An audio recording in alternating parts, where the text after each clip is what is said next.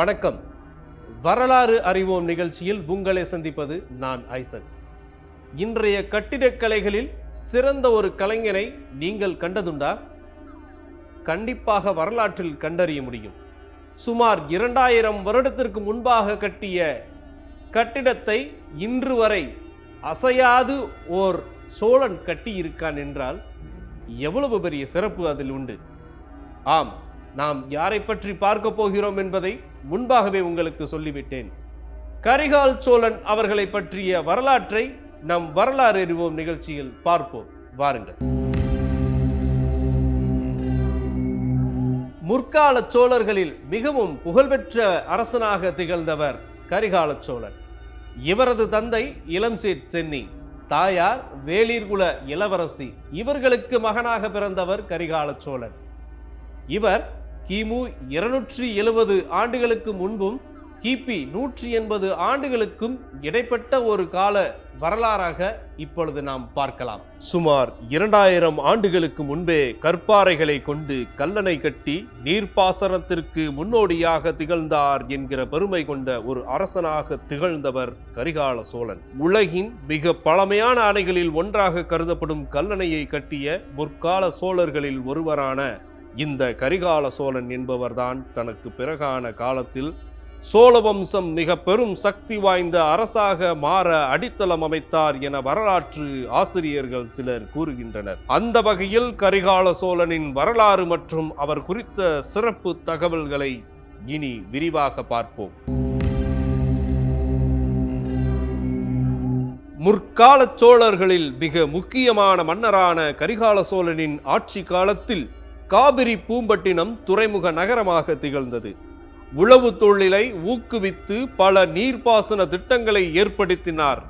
உழவு தொழிலுக்கு ஊக்குவித்தது போல் கைத்தொழில்களையும் ஆதரித்த மன்னராவார் கரிகால் சோழன். மேலும் நடனக்கலையை போற்றியவரும் இவரே.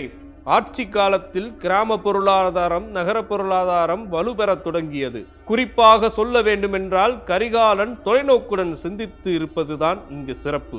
மேலும் கரிகால சோழன் தனது இளமை வயதில் உறவினர்கள் கரிகாலனை சிறையிலிட்டு நெருப்பு வைத்தனர் என்பது வரலாறு.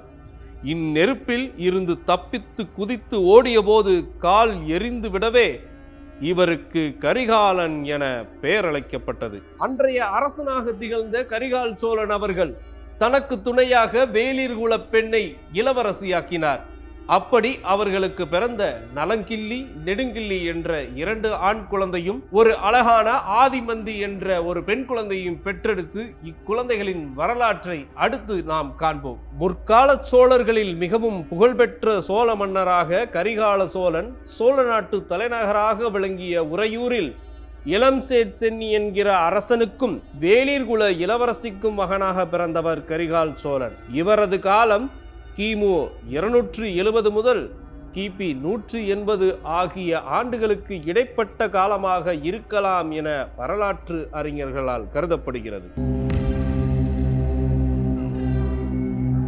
கரிகால் சோழன் வேளிர்குல பெண்ணை திருமணம் செய்து கொண்டு நன்முறையில் வாழ்ந்ததாகவும் அவருக்கு நலங்கிள்ளி நெடுங்கிள்ளி என்கிற 2 மகன்களும் ஆதிமந்தி என்கிற ஒரு மகள் பிறந்ததாகவும் வரலாற்று ஆய்வுகளில் இன்றும் உண்டு. கரிகால் சோழன் சொந்த வாழ்க்கையை பற்றி ஒரு விவரமும் கிடைக்கவில்லை என்று அன்றைய வரலாற்றில் சில குறிப்புகள் இன்று தொன்று தொட்டு வந்து கொண்டிருக்கிறது. நாங்கூரை சேர்ந்த வேளிர்குல பெண் ஒருத்தியை கரிகாலன் மணந்தார் என்று உரையாசிரியர் நச்சினார்க்கினியர் அவரது காலத்தில் நிலவிய மரபு வழி செய்தியின் அடிப்படையில் இது உண்டு. இதில் சில சிறப்பு ஆசிரியர்கள் ஒன்றை கூறிக்கொள்ள சொல்லப்படுவது என்னவென்றால், கரிகால் சோழனின் மகள் ஆதிமந்தியா இவரை பற்றி ஒரு செய்யுள்கள் கூட பாடியுள்ளார் என்பது இதில் சிறப்பு. ஒரு அரசன் தனது அரசை எப்படி கட்டமைக்க வேண்டும் என்று ஒரு மிகப்பெரிய ஆசை இருக்கும். அப்படிப்பட்ட ஆசையில் தன்னுடைய அரசை வேறு யாரும் அங்கு நெருங்கிவிடாது தன்னுடைய படைபலத்தை கொண்டு ஒரு போர் நடத்துவது இயல்பு. அன்றைய காலம் போர் என்பது ஒரு அசாதாரணமாக பார்க்கப்படும் ஒரு நிகழ்வாகவே இருந்தது. அப்படி கரிகால் சோழன் அவர்கள் கண்ட முதல் போராக வெண்ணி போர் கருதப்படுகிறது. கரிகால சோழன் அவர்களின் சிறப்புகளில் ஒன்று அங்கு நடந்த போர்தான் காரணம். கரிகால் சோழன் ஆட்சி காலத்தில் நடைபெற்ற முதல் பெரும் போர் என்று சொன்னால் அதனை வெண்ணிப்போர் என்றுதான் சொல்ல வேண்டும். சோழ அரியணையை கரிகாலன் நிலையாக பெறுமாறு செய்ததும், தமிழகத்தின் முடியுடைய மூவேந்தருக்கு தலைவனாக விளங்குமாறு செய்ததும் இப்போர்தான் என்று குறிப்பிடத்தக்கது. ஏனென்றால் இவ்வெற்றியின் மூலம் தனக்கு எதிராக அமைக்கப்பட்டிருந்த ஒரு பெரும் கூட்டணியை அவர் முறியடித்து விட்டார். இப்போரில் உதியன் சேரலாதன் கரிகால் வளவனை தாக்கினான். அப்போது முதுகில் காயம் பட்டு விட்டதே என்று சேரமான் பெருஞ்சேரலாதன் எண்ணி தனக்கு பெரும் அவமானம் ஏற்பட்டதாக கருதி தன் வாளை நிலத்தில் குத்தி வைத்துக் கொண்டு போரிடாமல் வடக்கே நின்று உயிர் நீத்தான் என்பது வரலாறு. இதை கரிகாலனின் நண்பரும் வெண்ணியில் வாழ்ந்து போரை நேரில் கண்டவருமான வெண்ணி குயத்தியார் என்னும் புறநானூற்று புலவர் விளக்குகிறார். இவரது படைபலத்தை பயன்படுத்தவும் வெளிப்படுத்தவும் வேறு வாய்ப்புகள் வாய்க்காமல் போகவில்லை. வாகை பெருந்தலை என்னும் இடத்தில் 9 குறுநில மன்னர்களின் கூட்டணியை இவர் முறியடித்துள்ளார். கரிகாலனின் படைகள் அவரது பகைவர்களின் ராஜ்ஜியங்களை அளித்த விவரங்களையும் அவர்கள் காட்டிய வீரத்தையும் பட்டினப்பாளையின் ஆசிரியர் கடியலூர் உருத்திரங்கண்ணனார் மிக விளக்கமாக வர்ணித்துள்ளார். அன்றைய காலத்தில் ஒரு அழகான பழமொழியுண்டு, சோழ நாடு சோறுடைத்தது என்பது. அன்றைய பழமொழிக்கு ஏற்ப கரிகால் சோழன் அவர்கள் தன் மக்களுக்கு நீர்வள பாசன வசதிகளை செய்து கொடுத்துள்ளார்.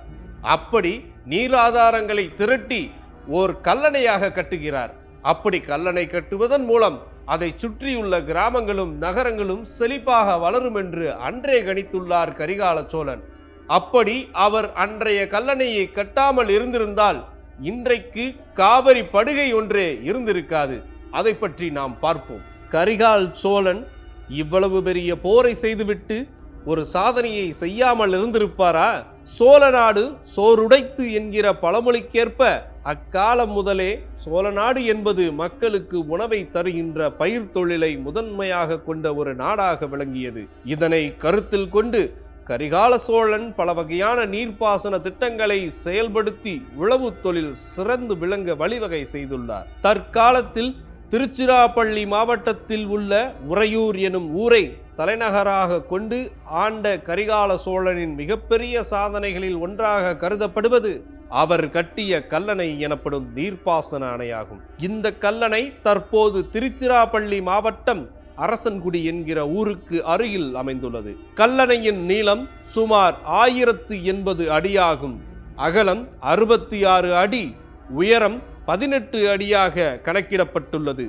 அக்காலம் முதலே காவிரி ஆற்றில் மிக பெரும் வெள்ளம் ஏற்பட்டு அதனால் மக்களின் உயிர் உடைமைகளுக்கும் அவர்கள் செய்து வந்த உழவு தொழில் இழக்கும் பாதிப்புகள் ஏற்படுவதை கண்டு வருந்திய கரிகால சோழன் காவிரி ஆற்றின் குறுக்காக ஒரு அணை கட்ட முடிவு செய்து எழுப்பிய அணைதான் கல்லணை. தனது மிக பெரும் படைபலத்தால் இலங்கையை வென்ற கரிகால சோழன் அங்கு பிடிக்கப்பட்ட சிங்கள படை கைதிகளை பணியாட்களாக கொண்டு இந்த கல்லணையை கட்டியதாகவும் வரலாறு கூறப்படுகிறது. கரிகால் சோழன் அவர்களின் தொன்மை கதைகளில் பழங்காலந்தொட்டே கரிகாலனை பற்றிய பல புராண கதைகள் உருவாகி தற்போது இக்கதையே வரலாறாக பலரால் ஏற்றுக்கொள்ளப்பட்டுள்ளன. தமிழ்நாட்டின் முடியுடை வேந்தர் வடநாட்டு ஆரிய மன்னர்களை எதிர்த்து வெற்றி பெற்றனர் என்றும் கூறும் சிலப்பதிகாரம் கரிகாலனின் வடநாட்டு படையெடுப்பை பலபட பாராட்டுகிறது. இப்படையெடுப்பில் கரிகாலன் இமயம் வரை சென்றதோடு வச்சிரம், மகதம், அவந்தி போன்ற சில நாடுகளை வென்றோ அல்லது உடன்பாடோ செய்து கொண்டார் என்பது வரலாறு. காவிரி ஆற்றின் கரைகளை உயர்த்தி கட்டினார் என்பதை 7ஆம் 8ஆம் நூற்றாண்டில் வாழ்ந்த தெலுங்கு சோழ மன்னன் புண்ணிய குமரனின் மலேபாடு பட்டயங்களில் முதலாக காண்கிறோம். கரிகால் சோழன் அவர்கள் அன்றைய அரசை நிறுவியதிலிருந்து சுமார் 2000 ஆண்டுகளுக்கு பின்பும் ஒரு அரசனை பற்றி நாம் பேசுகிறோம் என்றால் அப்படி ஒரு நிலைநாட்டுதலை இன்று வரை நாம் கண்டு ரசித்துக் கொண்டிருக்கிறோம். இத்தகைய ஆராய்ச்சிகள் அனைத்தும் கண்டறியப்பட்டு உண்மை என்று சான்றளிக்கப்பட்டிருக்கிறது என்பது சில எழுத்தாளர்கள் மூலம் நாம் படித்து தெரிந்து கொண்டிருக்கிறோம். அப்படி இன்னும் சோழ நாட்டை பற்றி இன்னும் என்னென்ன நாம் தெரிந்து கொள்ளப் போகிறோம் என்பதே சிறப்பு. அப்படி ஒரு மிகப்பெரிய ஒரு அரசாங்கத்தை நிறுவி ஒரு அரசனாக வாழ்ந்து மக்களுக்கு சேவைகள் செய்து கரிகால சோழன் என்ற பெயரை அருமையாக பெற்றிருக்கும் இந்த கரிகால சோழன் அவர்களின் இறப்பு குராப்பள்ளியில் முடிவடைகிறது. இத்தகைய குராப்பள்ளி மிகப்பெரிய ஒரு படிப்பினையை அந்த இடத்தில் மக்களுக்கு விட்டு சென்றிருக்கிறார் என்பதே பொருள்.